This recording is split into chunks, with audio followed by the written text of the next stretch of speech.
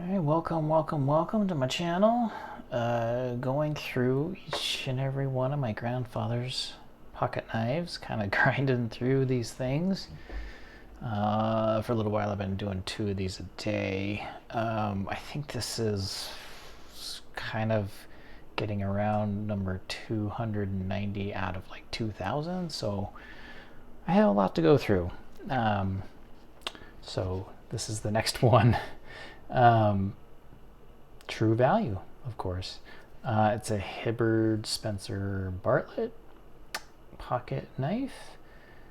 And the history of Hibbard Spencer Bartlett goes all the way back to 1865 until 1962. This knife, they started using this True Value brand name in 1932. So it looks like this knife was made somewhere between 1932 and 1962. So I don't want to do the math on that right now because I'm tired, but it's old. It's a pretty nice little knife. It's got this, I've heard it called different things: cracked ice, faux pearl, and things like that. It's celluloid. It kind of made to look a little bit like pearl. It is neat. It's not perfect. It's got scratches and dings and everything in it, but it's not terrible. It's in pretty good shape. This pattern on the liners and spacers is pretty neat with the zigzag pattern. I don't see that very often, so that's kind of neat. They look like steel, not brass, so it could be an indication this was made in the 40s. Because of the war effort needing brass, so they couldn't use it for pocket knives. But it's pretty neat. It's a Stockman, so it has this nice big old clip point blade with the real long nail pull. That's really nice. I like that better than the nick. I already showed you the tang stamp on this guy, but no rust or anything. These knives are all pretty well taken care of.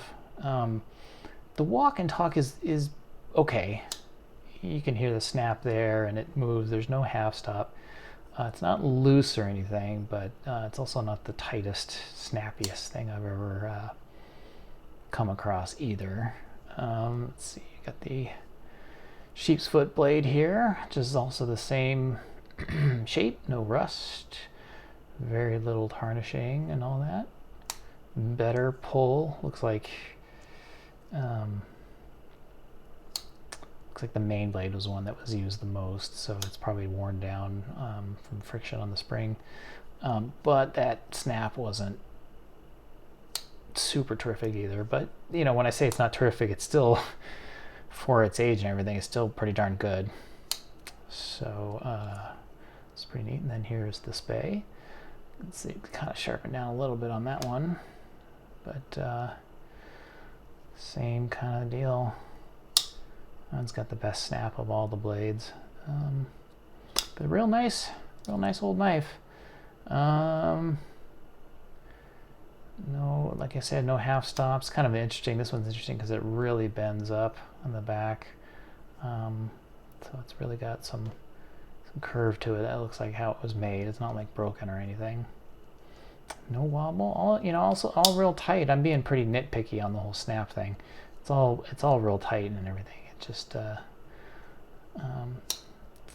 the best I've seen. So pretty cool. True Value brand eventually became True Value Hardware, which is still around today, but it's not the same manufacturer as these guys, and these guys are not the manufacturer anyways. They were made by like Camillus and either Ulster or Utica, but they were wholesalers until 1962. So yeah, that's gonna do it. It's a good knife. Good old knife from the hardware store.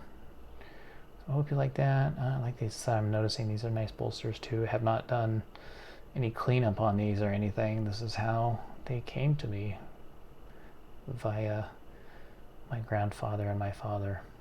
So, hope you like that, and I'll see you on the next one.